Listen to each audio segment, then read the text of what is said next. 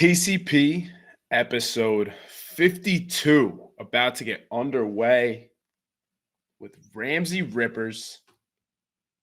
This is going to be a good one, guys. Our boy is back on the podcast.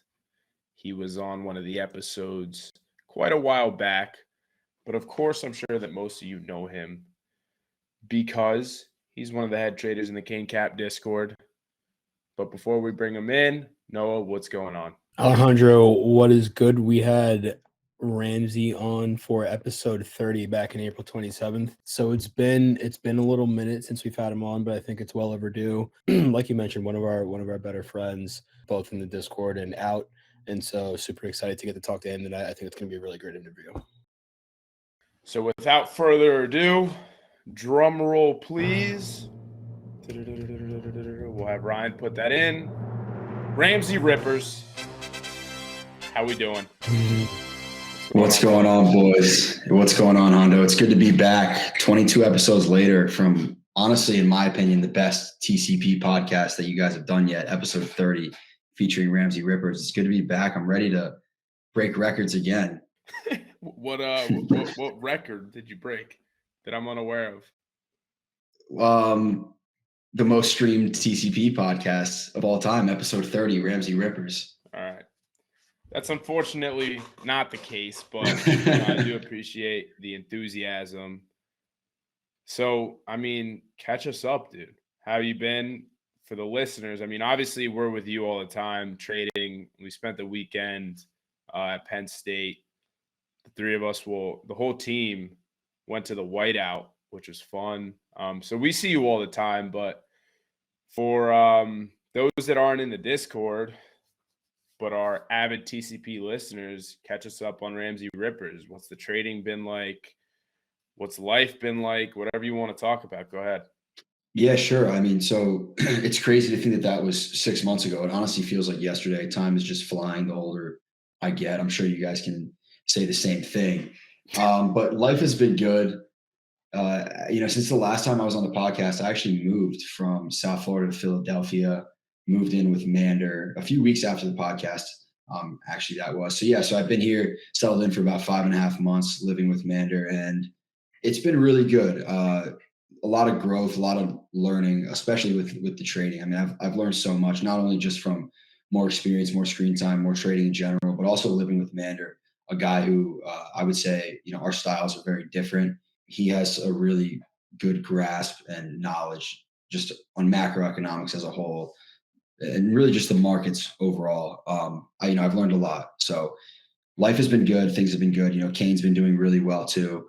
Yeah, I can't really ask for any more than I got right now. Yeah, man, I will say, before we get into cracking jokes, I'll give you one, real true compliment. I think that as a trader that really started, I guess, I don't want to say late, but started like relatively recently. What, you've been trading for like 2 years, I think. And I know it's like coming from me, who's only got like 4 years. It's not like I'm some sort of vet, but I'm just saying, like, I really think that your growth has been pretty crazy in the past like 6 months, I would say. Just your understanding of the market and your understanding of, I think, your strengths and weaknesses. I think that seeing you go through things that every beginning trader goes through, I know that I went through some of those things myself, and the way that you handle them with such speed, I can highly commend you. You've honestly done a really great job, and I think you've been one of the quickest learners that I've seen, in trading since I've got into this. So it really is impressive. Yeah, man, I really appreciate that. That means a lot. Surprised Noah didn't ask you out to dinner there. Yeah, right. I was waiting for him to ask me to come over to North Jersey. Give him one compliment, dude. That was like 2 minutes of gassing him. Yeah, no problem. Like, you're not going to catch another compliment for like the rest of the podcast. We're good. Like, don't worry about it. Oh, that's great. That's great. But thanks, man. So continue. No, thank you, man. I appreciate that. And just like touching back on what you said, I think it's really all about just recognizing your strengths, sticking to them, and just staying away from your weaknesses. I know what I'm good at. I know what I'm not good at.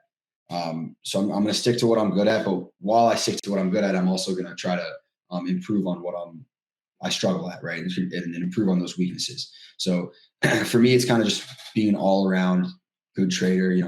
That's what I want to do at the end of the day. And yeah, I definitely was a late starter in comparison to the rest of the guys on the team. And I think I can say the exact same thing with Alejandro. And I mean, I don't want to go off tangent here.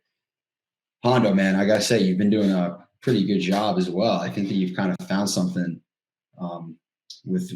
found something good with what you're doing. So, but with that being said, this is something I wanted to ask you. He doesn't want to say the name because he knows. No, I want to. I want to ask you. 45 minutes here. We'll spend 45 minutes here talking about it. So that's what I wanted to ask you about is, what is the system? No, we're not doing this. We're not doing this. We're saving it. We're saving it for a later episode. We're going to dedicate an episode. Hopefully, we can get Trader B on. I know everybody's waiting for. I won't even mention it because we'll be sitting here for the next 3 hours. Yeah, so I was just going to go off of your point, and it sounds obvious. It's like, all right, I want to focus on what I'm good at and eliminate what I'm not good at. But how hard is that? Like for a trade, like people don't actually do it. I mean, at this point, I've completely filtered out everything other than the system, and that's the only thing I'm currently trading. And that's because it was just working so well. But I think what's most difficult is you see other people trading one way and you see people having success. For example, we had John B on the podcast last, and he's doing really well trading SPX 0DTE. You don't think that makes me want to trade SPX 0DTE? Like, it's fun. I mean, the guy's making a lot of money doing it. He's having success. And so when I see something like that, it's like, all right, why don't I do that as well? But then I have to remind myself, well, you've tried that. You've had small amounts of success, but it's not really enough to, do this for the long term, just trading SPX 0DTE. And I don't think that's because of my capabilities as a trader, but more so because of my personality. I get caught up in, those big gains and the 1,000%ers, and it's just tough. I don't like scalping. I don't like taking a bunch of trades every day. So I want to ask you, what are some of those things that you feel you're good at, like that you're focusing on, but more importantly, so you answer that first, but more importantly, what is it that you've eliminated and why is it that you've decided to eliminate those things in your trading? Yeah, so honestly, what I've been focusing on is just sticking to the same few tickers and really learning their price action. Most importantly, what I've been doing actually more so in the last month and a half, 2 months is sticking to tickers that are, I've been straying away from the tickers like Apple, Tesla, Microsoft, so those really large cap tickers, and sticking to the ones that have a little, a little smaller market cap. And I've basically just been seeing them respect price action. Respect my TA much more because they don't really have, that large of a weight in the S&P 500. They don't have, crazy amounts of news coming out on the daily. And I've seen them just respect my TA. And I'm actually going to pull up this breadbasket of stocks that I've been looking at. I mean, one that I can talk about lately is Paramount, CCL, American Airlines, Macy's, Costco, a lot of consumer staples names, Twitter, Nike, whatnot. And, the main thing that I've avoided, especially over the last few months, is just not looking for home runs and not looking for large percent gains. And I feel like the reason that I was really focusing on that, especially in the game that we play, is, we kind of have a social media presence. We have a lot of people looking at the plays that we take, a lot of people following us on Twitter, and everyone likes to feel like the man, right? And, it's funny, if you go back to episode 30, I literally remember saying the exact same thing is I'm just going to stick to who I am as a trader, right? I got a roommate who lives, 10 feet down the hallway, who is just known for 1,000%ers and known for trimming half of at 100%. I mean, it seems like the guy gets 1,000, it's a 10 bagger, 20 bagger once or twice a month. And people, I've still yet to see 1,000%er, right?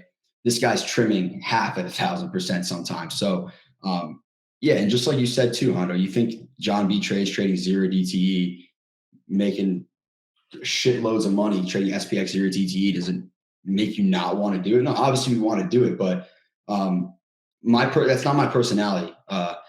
I can't really stay consistent with that. And I've just, kind of seen the small compounding gains build my account. That's really what works best for me. Yeah, it makes it way harder when you're living with Mander. I mean, he's crazy. He's Dude, got to be like, what's it like? He's got to be constantly. Is he always shitting his pants while he's trading? So what's the dynamic like? Because I feel like if I lived with any of you guys, like, I feel like my trading would be different.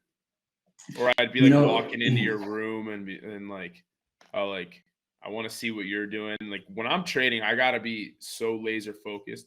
Even on live voice, sometimes it's hard. Sometimes on live voice, I'll have to mute literally just so that I don't hear what other people are talking about. It's the worst. It's a blessing and a curse. That in particular, because it's like trading with other great traders in the same room. It's like you get to pick off people's brains and stuff like that, where it's like beneficial. But then like there's definitely a certain point where it becomes like a little bit too much noise, and it's like right. I just need to focus on what I need to get done, right? Because particularly if you have a plan, and I know that Paxton in particular is like this. If you have a plan coming into the day, you say, okay, I'm looking for this to happen X, Y, and Z. It's like what other people are saying really isn't gonna like affect that plan that much. You know what I mean? It's like if I come into the day and I say, okay, I'm looking for what's that fucking stock you traded today? What did you trade? Paramount, yeah. I'm looking for Para to break over this level, right? It's like what we're talking about, obviously having confluence with the system would be great. Having SPY bouncing off of a fib, getting a move higher would be great, right? All those things are great for confluence, but like at the end of the day, your plan's your plan, right? When it gets to your level, if it breaks over, as long as the world isn't imploding and SPY's down 100 points, XYZ, as long as everything is all right, you're gonna follow your plan, right? So I feel like sometimes it can just be a little bit too noisy. I don't know. What do you guys think? I think I completely agree with you. And Mander and I are living our work and our living situation dynamic is we don't talk at all during the day. Literally, like when the market opens from 9:30 to 4, we don't say a word to each other. We don't see each other. We don't say a word to each other. The only time that I'll really go over there this guy sits at his computer and just stares at the screen every single second of the day. It's nuts. Like, and you know what? It's funny because today I didn't hear him at all on live voice. So I was thinking, all right, he's not on live voice. We just had a really long weekend. We got no sleep. We visited Penn State. I'm like, all right, I want to catch him I want to catch him lacking. Like, it'll maybe give me a little boost that I'm looking at my screens. He's definitely taking a nap or something. I open his door and he's eyes wide open. It looks like his eyes are like just glued to his forehead, eyes wide open, looking at the screen. Yeah, I mean, it's just a different animal. But yeah, we don't really talk that much during the day. We're both kind of consumed in our own styles, our own, watch lists and setups that we're looking at. And then after the market is closed, like we go on and we do our own thing, right? Like he goes to the gym. I have, the gym, MMA, different stuff that I do. And then when we get home at night, we're so tired and gassed that like, I don't even want to talk about the market. I just want to go to bed. Yeah, you don't want to hop on a podcast at 10:30 at night and talk about it. I do not want to do that. Thanks to the TCP host for being pretty late tonight, delaying the whole thing. We'll talk about that another time. But do you guys ever feel that way? Today was a long trading day. I went to the gym. I got back from the gym. I knew I had the TCP. One of our buddies came over to watch football. He's actually in the living room right now, and he was asking me about the market. And I was like, dude, like just talk to me about something else. I don't want to talk about it right now. You know what the problem is now that I'm trading futures? I'm watching this shit all the time. But I was about to ask, you got ES up on the screen right now, looking at. Dude, yeah, that's why I keep looking at my phone. But yeah, I mean, no, it is so true. Like, I think no matter how much money you're making, no matter how much, like green week, red week, it just becomes so draining. Like by the time Friday rolls around, I'm ready for the week to end. I'm definitely ready for the week to end. Especially like if you have a really nice green week, like I think that people think, oh, like you just want to keep trading and trading, but it's like, no, you still have to. We've talked about this before. You have to be so locked in to trade well, and it takes so much effort. Like I don't know. I put out a tweet about this the other day. It's like people sell this dream of being able to trade 15 minutes a day and you make four figures, five figures, and then you just like go on with your life. You know, hopefully at some point I can get to that. But I don't even see that being realistic because how like that's not how my process works. That's not like the way I learn and the way have been able to become the trader I am today is literally just from watching. Like so much of my energy is spent just watching. And it's like you don't really think about it. Like people look at somebody who trades, especially a swing trader, right? And they're like, "Oh, you press a few buttons and that's all you do." But it's like the brain power and the amount of focus you have to have because you have to be locked in at all times. You never know when that opportunity is going to present itself, and you could be looking for a setup, but you don't necessarily know when it's going to come. And so for me, it's like, dude, I'm watching this shit all day long, and it does get really tiring. I mean, by the time 4 o'clock rolls around, I'm like, all right, we gotta get out of here. And sometimes I would love, I used to more so when I was trading options. I would trade in the mornings, and then if I was green, I would just step away. But I think it's a little bit different now that I'm trading futures. Like, I would love to be done at noon, 1, 2 o'clock. And I've tried too. I'm like, you know what? Like, let me go to the gym now, or like, let me go on a run. Dude, I can't. I literally can't step away. It's the craziest thing. It's like that's Dude, also because I fucking love it. Like I love it. I'm not yeah. complaining. Like I am like I love this shit. So I just sit there and I watch and I watch and I watch and I watch. I think that's a big reason why the three of us have had success because I don't need anybody to sit me down and say you got to watch the 5 minute chart all day. But there comes a point where it's like anything else. It gets tiring. That's why the market closes. Luckily, so. I would say on what 90% of the days, I don't take a trade after 2 o'clock, and every single day You're watching.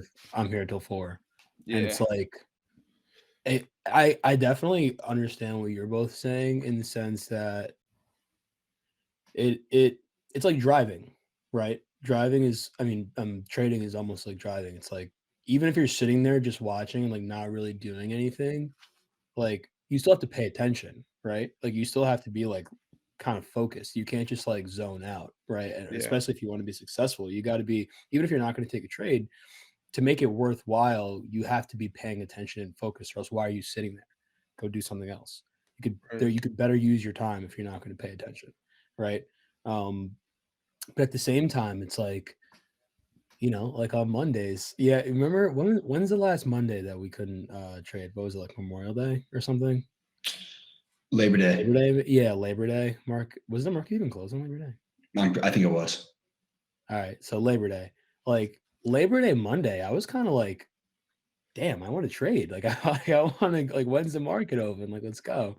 I feel like because of the nature of it, it does get tiring and it gets taxing. And I think it's important to recognize when you're mentally tired, when you're mentally taxed, when you're fatigued, because if you don't recognize early enough, that can then sort of give you that downward spiral that we talked about with Jared Taylor on his episode, right? That upward spiral works just as well as the downward spiral. You can get that downward spiral where, one thing goes wrong and now, because you were fatigued, because you weren't locked in, you make a bad trade. Maybe you forget to place your stop. You take twice as big of a loss as you meant to.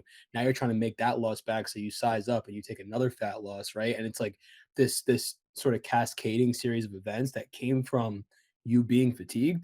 I feel like that's why it's important to really recognize when that is the case, so you can sort of take a step back and create a system like we talked about in that episode with him. Create a system where it's okay, whenever I feel like this, I'm going to go to the beach. Whenever I feel like this, I'm going to go play basketball. I'm going to go to the gym, whatever it is, right?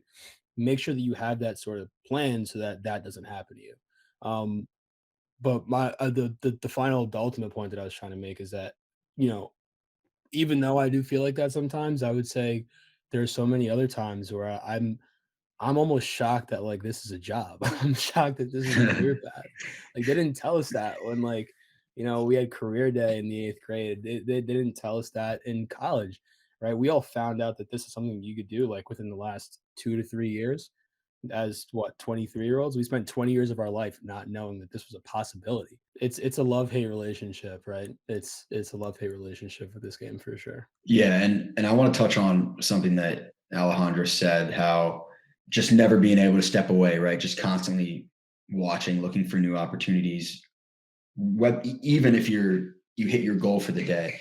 And I think that speaks volumes to the type of men, the type of human beings that we are. Like, we're always searching for more, and just looking to beat that guy from yesterday, right? Be better than that guy from yesterday. But at the same time, like, is that a good thing? Or it's a good and bad, right? Yeah. Because like, when is it enough? And I think about that a lot. Is like, am I ever going to be satisfied? Because I remember, the big wins. I don't even think about the big wins. I think about like the losses and even the little losses. Like, I'll make $2,000 one day, and then the next day I'll be down 500, and that is more of an emotional impact than being up. And it's like, when am I going to be satisfied, right? Like, am I ever going to be satisfied? And I'm sure a lot of people can think about it, can like relate to that are listening to this podcast right now and in Kane Cap. Yeah, I mean, dude, that's like the nature of trading, especially when you think about P&L. Like, last month, I had a 5-figure month. Like, it was awesome. Brought it. Like, that doesn't matter anymore in October. Like, that was September. As soon as October 1st rolls around, that doesn't matter. And this month, I'm not having as good of a month. I think I'm up like 3K.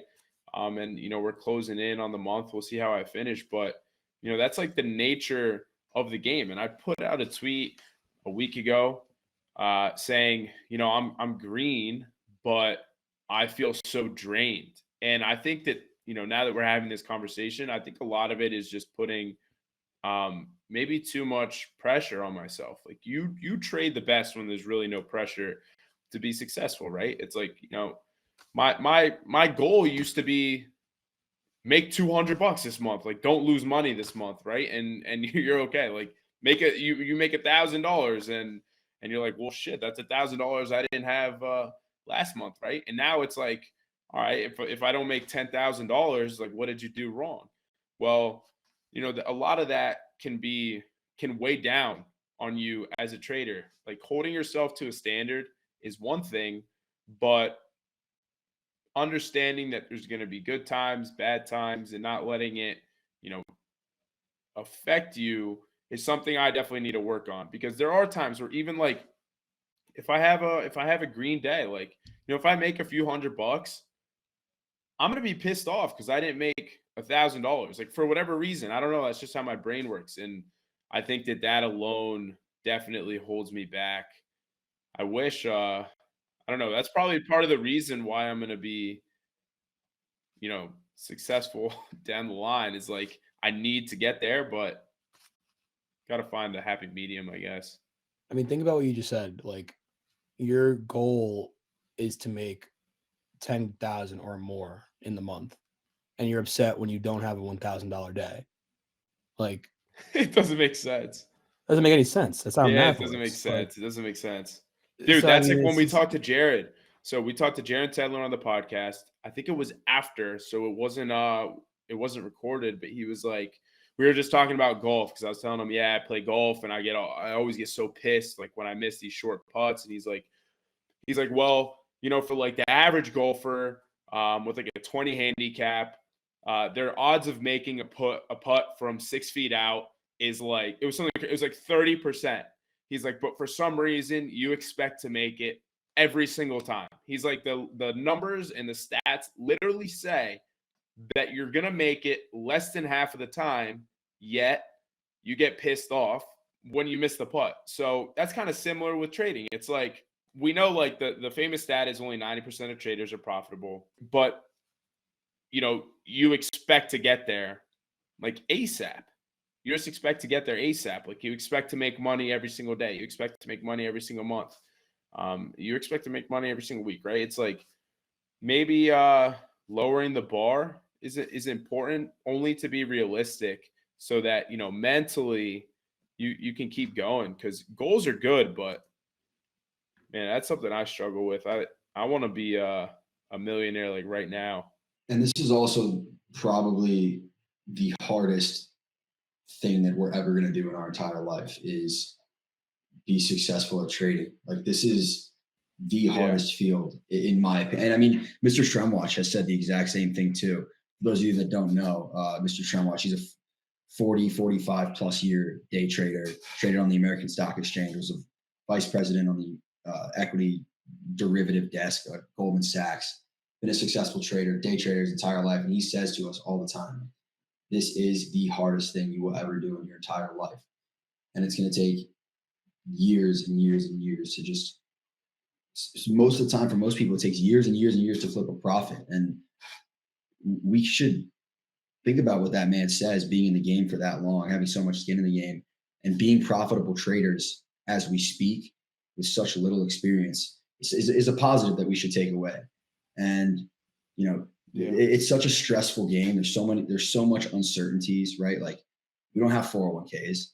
We don't have anyone paying our insurance. Like, there's so many uncertainties. And, can I do this every single day for however many years to come to support myself? Those are thoughts that I'm sure goes through every single day trader's mind. And it's just important to just take a step back, take your mental health like seriously. Yeah.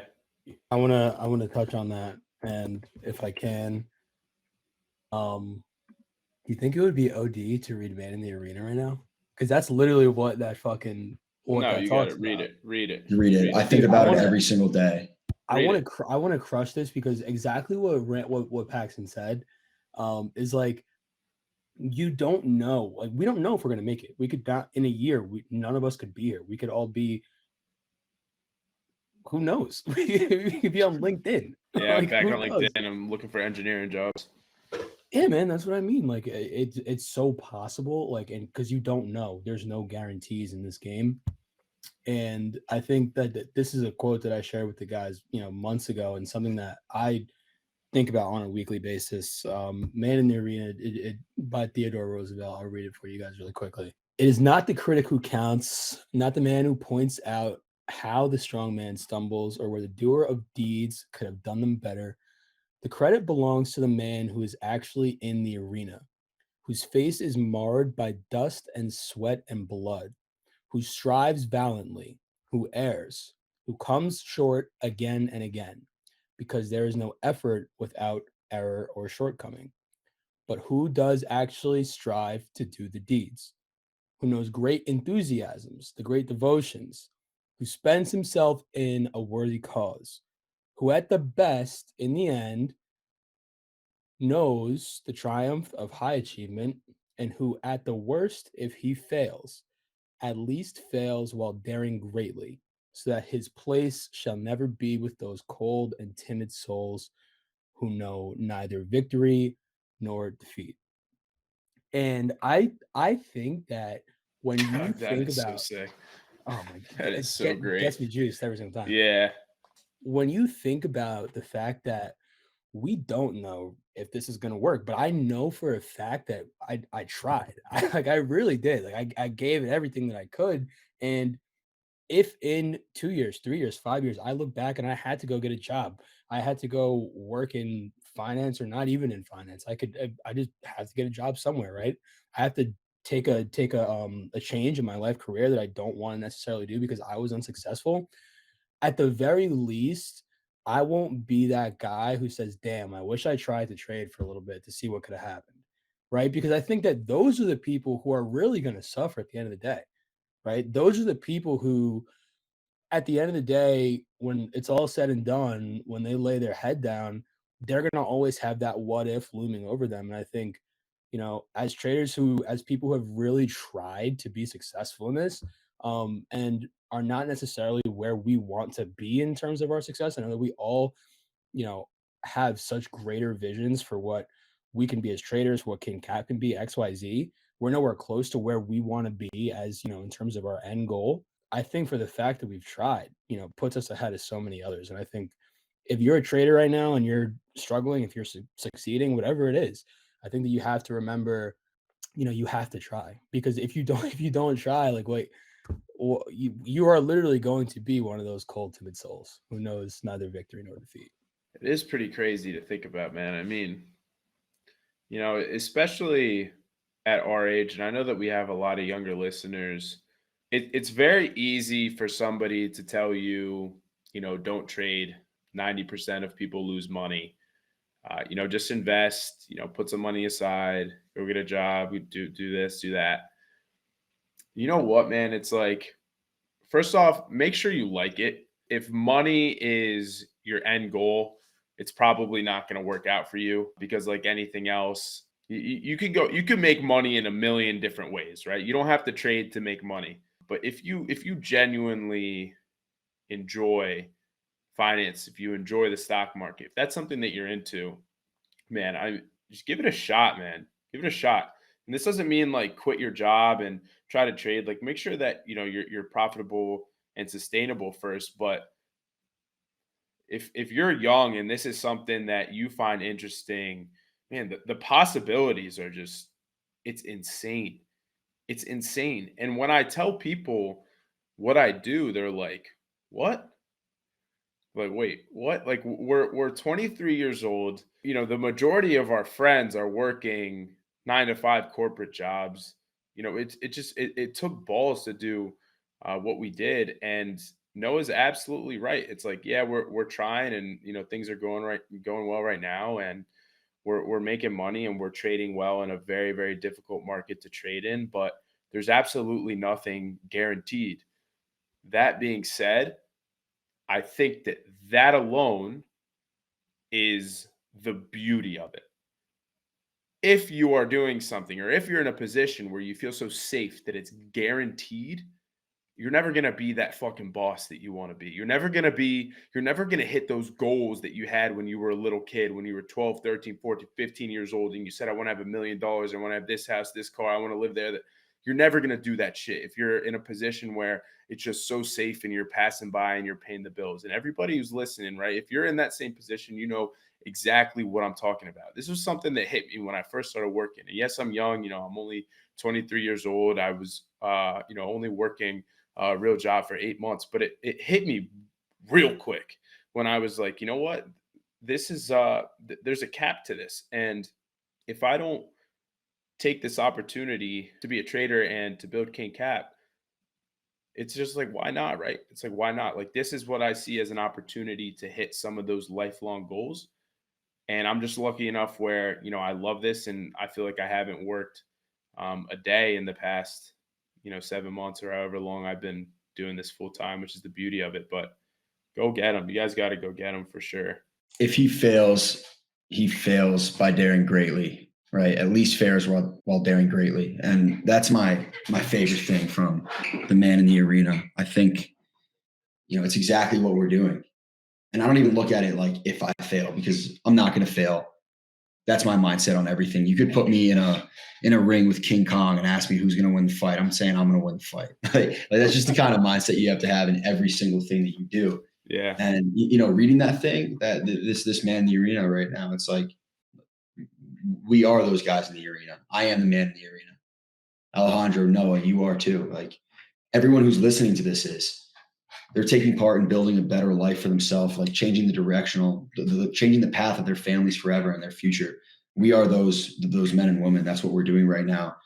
And it really is crazy to just look back and, think about how much we've grown and overcome in the last year and a half. I definitely never would have thought that I would be doing this, but it really is a blessing. And when you look at everything that comes with it, the ups, the downs, the highs, the lows, the stress, the crazy dopamine rush that you get, it really is an incredible career to be indulging in every single day. It's like, I'm an adrenaline junkie. I'm pretty sure Alejandro is too. And I get that adrenaline almost every single day. Not like you, brother. Yeah. Like it's a little different, but Ramsay skydives. That's why I said that. Does MMA, gets beat up, beats people up for fun. He's crazy. Yeah, different. But, and I think that the activities that that I go through on a daily basis is kind of, it just goes back to this idea that, when I quit my job back in November, December 2021, I had like a lot of, other than Dipka, I was the first one, and Diamond, you were still in school. I was the first one to ultimately say fuck it and go for it. And I think it was a little bit different in my situation than yours, Alejandro, too, because I still, I was working very close to my home, so I was still living from home. I wasn't paying as much rent. I wasn't living in New York City, so it was a little bit more of a comfortable thing to do for me. Although obviously quitting your Yeah, job, but still, it's still, yeah, it's not comfortable. And I just remember having that mental battle, and I was scared.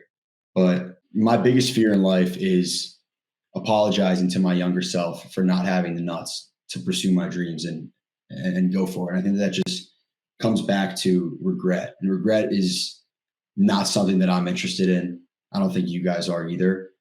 And I just want to have no regrets in life. It's too short, and I know it's pretty cliche to say that. I'm pretty sure we hear that every single day. Life's too short, or we already grown up from our grandparents or our parents. But it's easier said than done. And the fact that we all in this podcast and people listening did have the nuts and the courage to take that risk says a lot about you, because 99.9% of people are just completely fine with coasting through life and just taking the easy way out. I want to jump in here because I think you make such a good point, and I don't want it to be misconstrued. And so you don't have to quit your job like Ramsey and Dwayne did to become successful. Like that's not necessarily what they're saying. I think what they're saying is when you are doing something that you love, right? And you want to take a shot on yourself, whatever that looks like. For them in particular, for Alejandro, it looked like quitting his engineering job, right? While having rent to pay in the city, right? After like 3 months after moving to a new city and basically starting a new company with his friends from college. Like that's what taking a bet on himself looked like. For Ramsey, it's gonna look different. For me, it's gonna look different. For you, it's gonna look different, right? So don't necessarily think, I gotta go and push all the chips in. Like that isn't necessarily that's not necessarily what betting on yourself means. I think it just means when you are serious about something and you really love something, you're going to do whatever it takes to get there, to achieve that, right?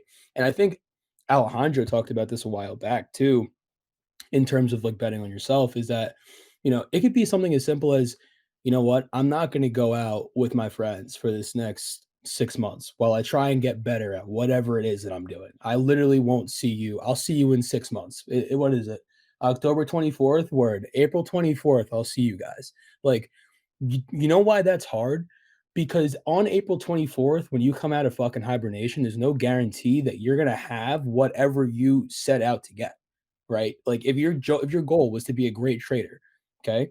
You say, okay, October 24th, on April 24th, I'll see you guys again, right? I'm not going to go out with my friends one time since I'm going to miss Christmas. I'm going to miss Thanksgiving. I'm going to miss New Year's Eve. I'm going to miss all that. And I'm going to go all in, not necessarily quitting your job, but doing everything within your power to achieve this goal. And April 24th rolls around, there's no guarantee that just because you put all that shit to the side that you're going to be a great trader. There's no guarantee. And so that's why I think the betting on yourself comes in, is like, look, there are things that you have to give up, there are things that you have to sacrifice, and there's not going to be a guarantee that you're going to get what you want after that sacrifice. But if you're not willing to sacrifice in the first place, I mean, you can't complain when you don't get what you want. Like, you're literally not in the arena. Like, you cannot complain. So, I mean, that's kind of how I look at it. That's what I got out of what Ramsey said, and I just didn't want it to be misconstrued, because it was a really great point. Yeah, and I have a friend that works for one of the big investment banking firms, and lives in New York City. Works, I don't know, saying 60, 70 hours a week is probably lowballing it, but he loves it. And it's kind of just, doing what you love, right? Like my job that I was working back 8, 10 months ago, I didn't like it. I didn't want to do it. It was something that I kind of felt a little forced into, just because, I graduated college. I needed to start making money. I needed to start my career. So I kind of just jumped in something, looking at it as like, all right, my first job is not going to be my last job. My second job won't be my last job. Like it's all stepping stones to what I really want to do in life. And that's exactly what this is too. But I've started to really love it and enjoy it as the success has come. And it's all about just hard work and dedication. Like you said, Noah, it takes, if you take that risk, you take that chance, you got to put the work in. And something, and that might look like 6 months of not going out and not seeing your friends. And it's funny, I'm having a little bit of a little bit nostalgic right now.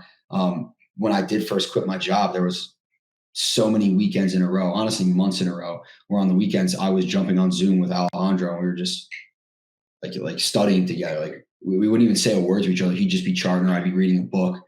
We'd be posting like little Zooms for the members, just because this was the only option in that moment. This was the only option. This is what I'm doing right now. This is my career, and it needs to be like that 24/7.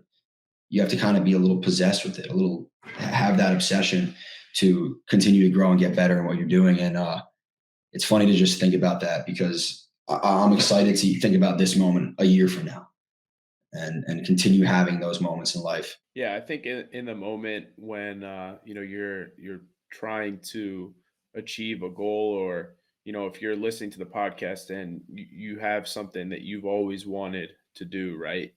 Whether it's some sort of career that you've never been able to really get into, or maybe it's real estate, or maybe it's trading, right? There's these goals that we all have, and we've had them for a long time, but as far as taking the steps necessary to achieve those goals, that is obviously the hardest part. And one of my favorite things to say is success is more fun than fun is fun. So in the moment, there's all these things that you want to do, and your life may look one way. And for me, it was very simple. It was like, I was spending a lot of time with friends. I was going out, like the Netflix, and just, basically not focusing hard enough. So for me, it was really easy what I needed to do.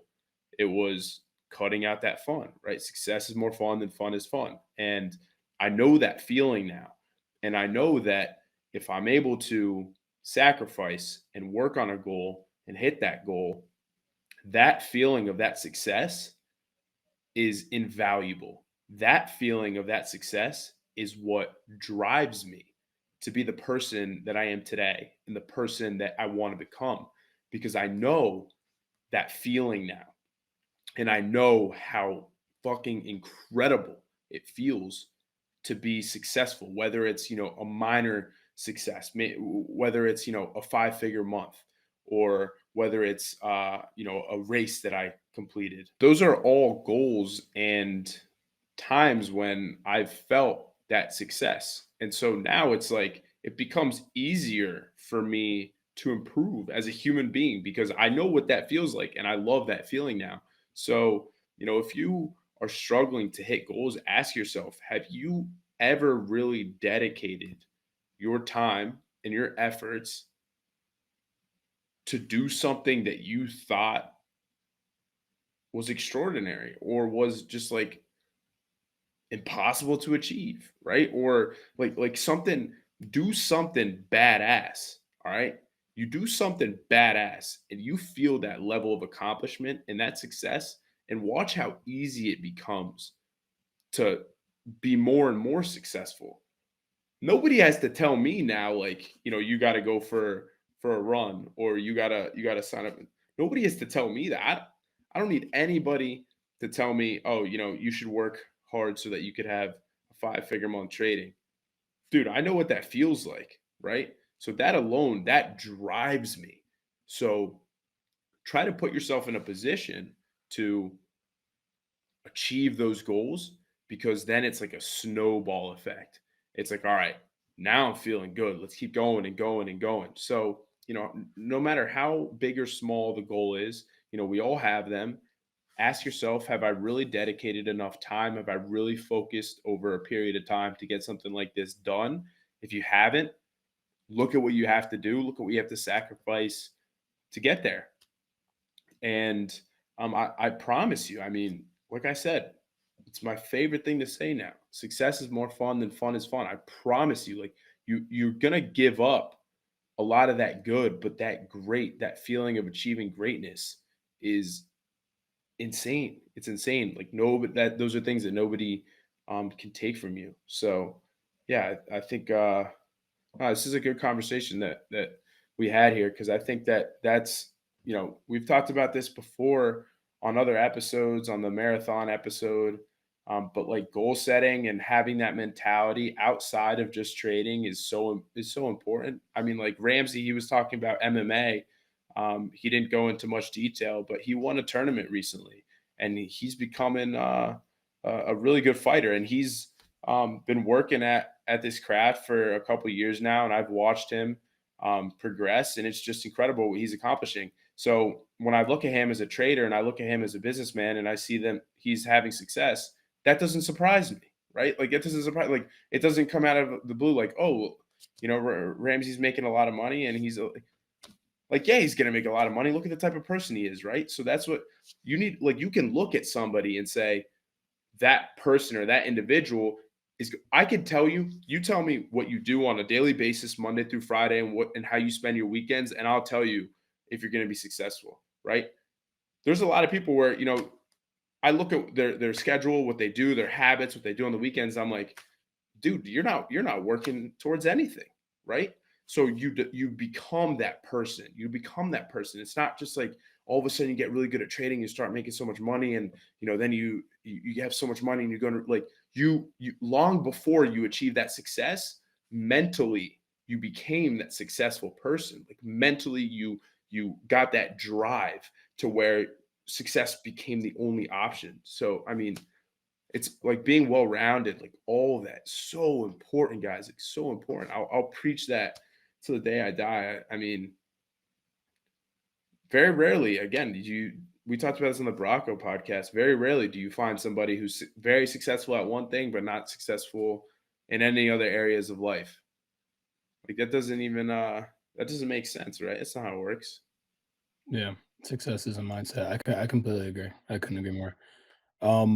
Before we get Ramsey out of here, I want to bring it back. We talked about quite a bit of, I guess, abstract concepts, but I do think it was a really great conversation and a much needed one. Let's bring it back here a little bit, and ask Ramsey what are two pieces of advice that he would give a new trader, particularly a trader, like I said, like you, that was in your shoes, that it took you, um, you how did you get your learning curve sped up so quick? Like that's really what I want to know is like how is that possible? What are some things that these folks out here can do to speed up that learning curve, and be like you? So I got three things actually. One, stay off of social media. Try not to get too caught up with seeing the gains and the massive wins and the success of other people. Stay in your own lane. Stay just if you see something on FinTwit, $500,000 gain, right? You see those are anomalies. It doesn't happen like that. It's not that easy. So don't get too caught up in that. Second thing, surround yourself, and probably the most important thing is surround yourself with people who are better than you. And although it might be a little tough at first, you're not that successful, right? You're seeing guys in your circle that are just continuously performing well. Trust the process. Surround yourself with guys that are better than you. That's the only way that you're going to get better. And I think that goes with everything, with all concepts and aspects of life, right? Like I train mixed martial arts every single day. And when I first started really getting into the wrestling jiu-jitsu side of things, I strayed away from going with the brown belts, the black belts, because I would go with them and I'd feel like I'm drowning. Like I'd literally get submitted once every 30 seconds. But I slowly realized that's the only way that I'm going to get better. It does me no good to train with the other white belts, the other blue belts who I can beat. The only way that I'm going to get better is going with those higher belts, going with people who are better than me, surrounding myself with people who are better than me. And the last thing is fall in love with the process. The process to me is so much more important and valuable than the product. I say that over and over again. I say it to a lot of people who might come to me for advice or ask me for advice on simple things that don't even have to do with trading, is just fall in love with that process over product. And it goes once again with the last point that I made. That goes with everything in life. And it's funny that I'm going back to MMA and fighting as a whole, because I actually think it's very similar to trading in the aspect that it's very stressful and it's all you. It's not a team sport. When you make a mistake, the only person to blame is yourself. And I have this epiphany every single time that I compete, or when I get done with a fight or a tournament or a grappling match, and I get my hand raised and I win. It's like I have this same epiphany every single time, that the process of getting here is so much better than the product, like getting my hand raised. I love the training and the grind 10 times more than the fight itself. I honestly don't even like fighting. I don't even like it that much. I just love the training part and seeing myself like build from block one and just stacking those blocks on top of each other, building that foundation and getting better and better over time. That's what I like to see. And I think Alejandro could probably say the exact same thing with the marathon training, and Noah as well, with the trading success in general. The process, fall in love with that process, and it's going to come like that. The success and the product is going to come. Definitely, man. 100%. It's like, oh my God. Yeah. And don't be lazy. That's one thing that I will say. So for those of you guys that can't see the screen right now, there's a picture of my foot with a massive bruise and cut. I was lazy. Dude, how'd you even get your foot like that? All right. So this is what we'll touch on this real quick before we get out of here. So I stepped on a nail, and I'm kind of notorious for just hurting myself in ways that just you wouldn't think are possible. I probably average like 2 cuts a week in the kitchen. Mander will probably be trading during lunch, and he'll just hear, slicing an onion or something, or I'll bang my head on today I banged my head on the light that's hanging off of the wall, and I scream, and Sal just laughs every time. So I don't know if you guys heard last week, an explosion on Live Voice. Literally, my chair exploded. That I was sitting on. It exploded. I don't know if I had too much like spaghetti. What are you sitting on right now? You got a new one? Or you fixed it? I have a bar stool. Like literally, I'm sitting on this bar stool. My back is getting absolutely destroyed. But yeah, I'm sitting on this chair. Dude, you're not gonna be able to walk if you do that for the rest of the week. Yeah, I gotta order a new chair. But anyways, this chair just somehow exploded. I don't know how it happened. And I think Mander maybe like loosened the screws. He's trying to play a prank on me. And I'm lazy. This happened like Monday of last week. It's still sitting in my kitchen, just like completely destroyed. So Thursday of last week, right before we go on our trip, I stepped on it, on the nail. I stepped on the nail, and somehow like my pinky toenail is hanging off. So you would think that would be my lesson. Okay, go throw this thing out. I get back home on Sunday and I stepped on it again. And that's the picture that you guys are seeing. It hurts so bad. It's so bruised up. I don't know if I need a tetanus shot. I literally didn't go to MMA today because I get this off the screen, please. Get it on. Get this out of here. That is insane. Oh my but yeah, God. Don't be lazy. That's the fourth thing I'll say is don't be lazy. So when we get off this podcast, I'm so inspired and fired up right now. I'm gonna go throw that thing away and then probably run a half marathon. Yeah, definitely take care of that nail before you do anything else. That should be step number one. But thank you for that. Thank you for that. I think those are all great. For anybody who's, whether you're a new trader or you're new at anything, just trying to get better, trying to improve. I think that those are all great points. Ramsay Rippers, episode 52. You killed it, man. Thanks, man. Thank you guys for having me. I love coming on here, having good conversation. Hope some people can take some value away from it as well. They definitely will. That's a fact. I'm excited to get this one out. But yeah, again, thanks for jumping on. See you in the Discord.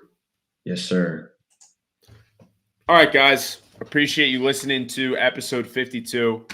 Another Ripper here. We'll be back next week. No, I'll see you for episode 53. Yep. Take care, Paxton. Love you.